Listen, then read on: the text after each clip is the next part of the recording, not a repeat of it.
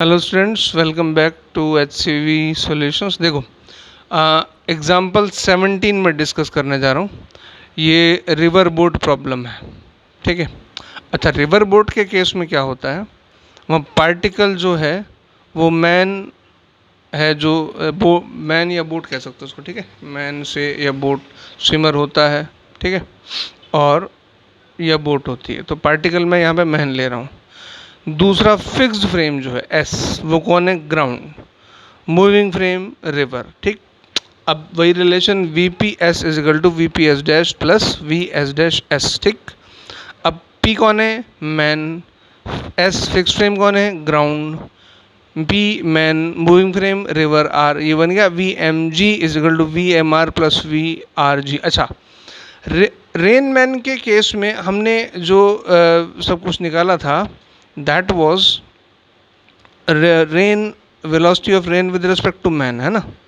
अब यहाँ पर क्या है, इस चीज़ को ऐसे समझो कि velocity of man with respect to ground वो इन दोनों का सम होगी। क्यों होगी? मान लें कि कोई रिवर है, वो फ्लो नहीं कर रहा, ठीक है, और उसकी वेलोसिटी है वी आर जी। उसके अंदर अगर कोई भी ऑब्जेक्ट जो फ्लोट कर सकता है वो फ्री छोड़ दे, तो रिवर की वेलोसिटी से जाएगा, माने इस वेलोसिटी से जाएगा। क्लियर है?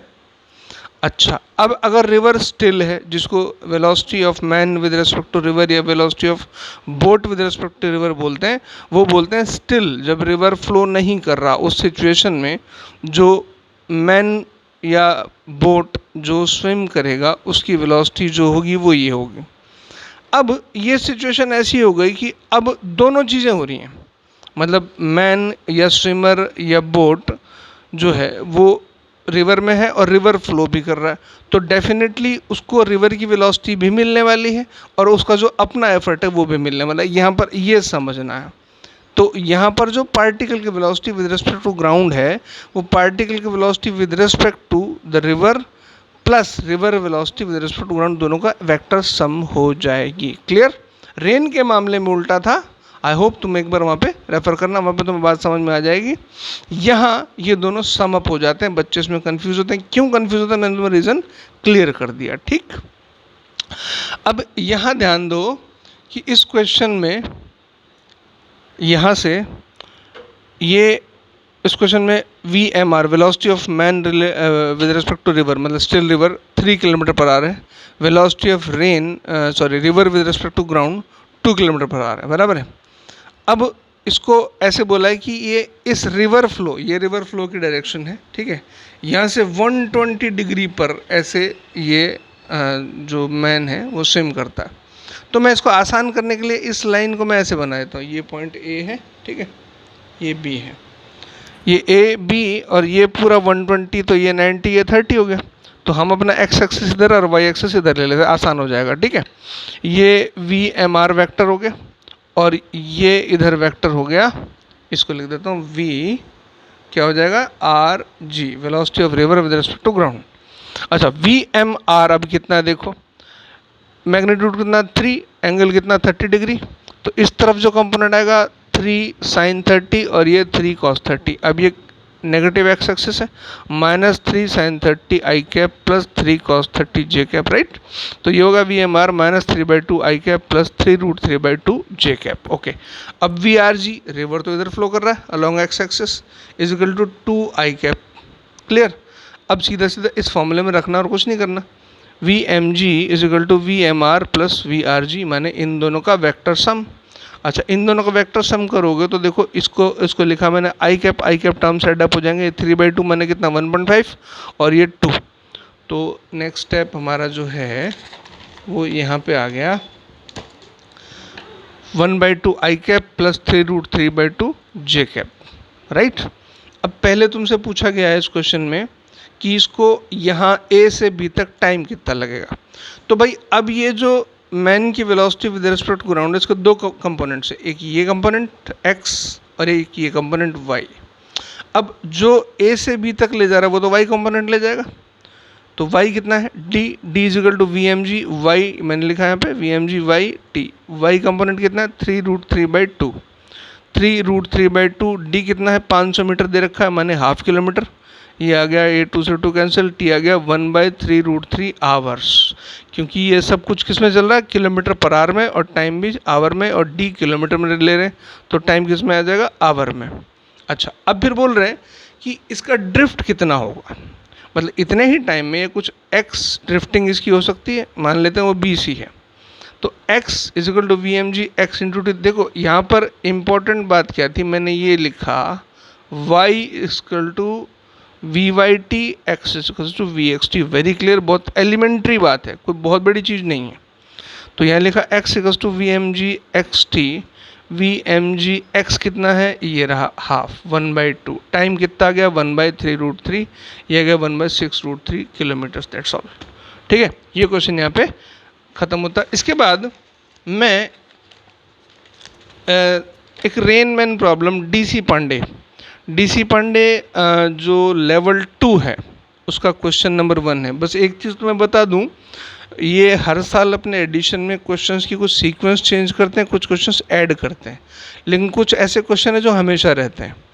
तो ये वैसे मैं लिख रहा हूँ लेवल 2 का फर्स्ट क्वेश्चन है ऑब्जेक्टिव, लेकिन ये आगे पीछे भी तुम्हें मिल सकता है, तो इसलिए मैं इसका मतलब ये क्लेम नहीं कर रहा कि फर्स्ट ही मिलेगा, हो सकता है फर्स्ट हो, मेरे पास लेटेस्ट एडिशन है, तुम्हारे पास पुराना भी हो सकता है और या उससे और नया भी हो सकता है।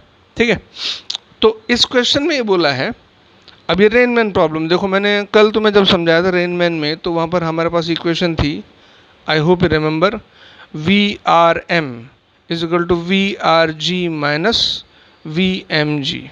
ठीक है, एक बार उसको मैं दोबारा दिखा देता हूँ।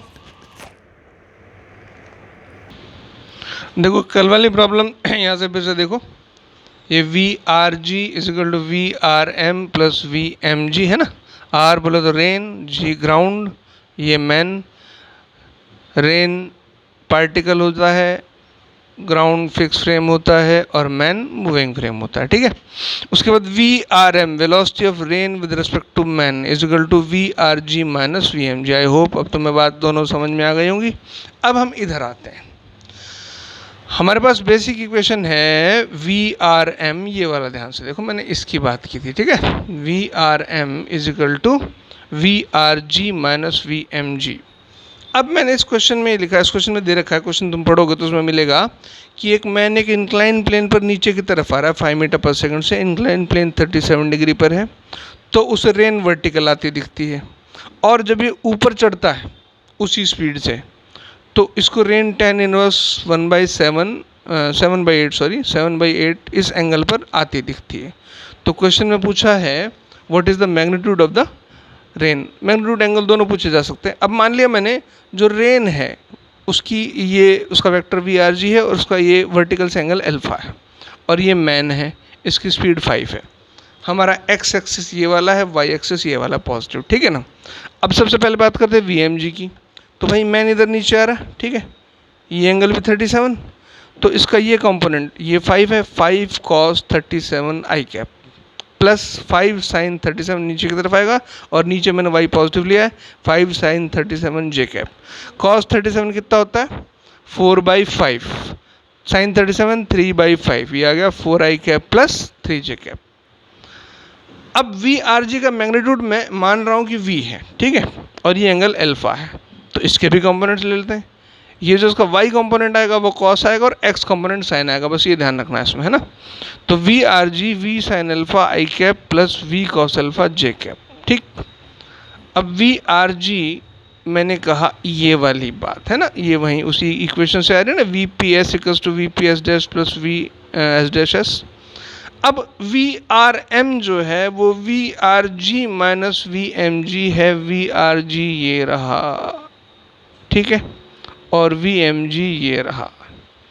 अब वी आर जी माने V sine alpha I cap plus V cos alpha J cap minus V M G बोले तो 4 I cap plus 3 J cap. ठीक, अब इसको मैंने आई कैप इकट्ठे आ जाएंगे, V sine alpha minus 4 I cap plus V cos alpha minus 3 J cap. अब क्वेश्चन में बोला है कि इस कंडीशन में इस आदमी को रेन वर्टिकल आती दिख रही है, वर्टिकल चीज़ होगी तो उसका हॉरिजॉन्टल कंपोनेंट तो जीरो होगा ना भाई, मतलब ये वाला कंपोनेंट एक्स कंपोनेंट। तो मैंने v sine alpha minus 4 zero, तो v साइन अल्फा की वैल्यू कितनी आ गई, 4 आ गई। यहाँ से एक चीज़ हमें यहाँ से मिल गई, बराबर। अब आगे चलो, अब कुछ खास इसमें रखा नहीं है। दूसरी सिचुएशन, ये उसी स्पीड मतलब 5 से चले लेकिन अब ऊपर चले, तो इसको tan इनवर्स 7/8 ऐसे एंगल पे आते दिख रहे हैं। तो पहले तो हम वही कैलकुलेशन करेंगे। अब की बार VRG velocity of rain with respect to ground, वो तो वही की वही रहनी ना भाई, रेन तो वैसी की वैसी है ना, v sine alpha I cap plus v cos alpha J cap. अब VMG चेंज हो गया, बस ध्यान से देखो, पहले इधर था तो एक कंपोनेंट यूँ एक कंपोनेंट यूँ, अब इधर था तो एक कंपोनेंट इधर और एक कंपोनेंट इधर, बस इतना सा हो जाएगा, -5 cos 37 आई कैप माइनस 5 साइन 37 जे कैप, मतलब माइनस ही हो जाएगा उसका, बिल्कुल ठीक है। वैसे ना भाई, पहले वेलोसिटी यूँ थी अब ऊपर हो गई, वैसे डायरेक्ट भी लिख सकते हो, ये v है तो ऊपर की तरफ -v हो जाएगा, तो ये -4 I cap minus 3 J cap. अब VRM कितना है, VRG minus VMG, VRG v sine alpha I cap plus v cos alpha J cap minus of 4 I cap minus 3 J cap minus definitely plus हो गया, तो VRM हो गया v sine alpha plus 4 plus v cos alpha plus 3। अच्छा, अब VRM का ये x component है और ये y कंपोनेंट है। अब ज़रा इधर आ जाओ, ये VRM x component y component, question में बोला है कि ये जो एंगल है हॉरिजॉन्टल से है थीटा, तो ये भी थीटा हो गया। अब tan थीटा हो गया VRM y upon VRM x। VRM y कितना है, v cos alpha plus 3, VRM x कितना है, v साइन अल्फा प्लस 4। अच्छा, अभी देखा था v साइन अल्फा कितना आया था, देखो v साइन अल्फा कितना आया था, 4 आया था, पीछे मैंने निकाला था ना, ये रहा v साइन अल्फा 4 आ गया था।